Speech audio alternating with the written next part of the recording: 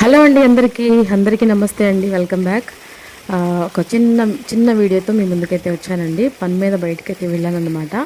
అయితే ఇక ఎలాగో వెళ్ళాను కదా అని చెప్పేసి ఒక మన పచ్చటి పొలాలన్నిటిని చిన్న వీడియో తీసుకుందామని చెప్పేసి వీడియో తీస్తుంటే ఇక వాటర్ అయితే నాకు కంటపడినాయి అనమాట. ఇక వాటర్ చూస్తే ఆగలేం కదా.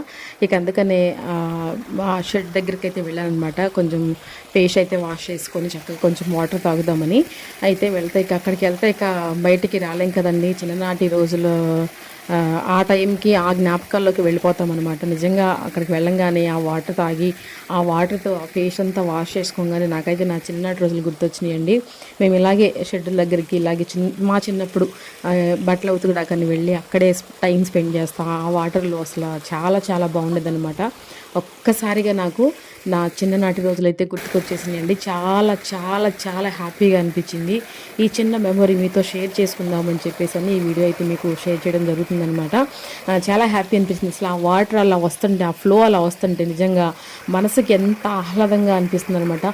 ఎన్ని టెన్షన్లు ఉన్నా, ఒక మనిషి మీద కోపం ఉన్నా సరే ఆ టైంలో ఆ వాటర్ ఆ ఫ్లోయింగ్ చూస్తే కనుక ఆ మనిషి మీద ఉన్న కోపం కూడా పోతుంది. మీరేమంటారు? తప్పకుండా కమెంట్ చేయండి.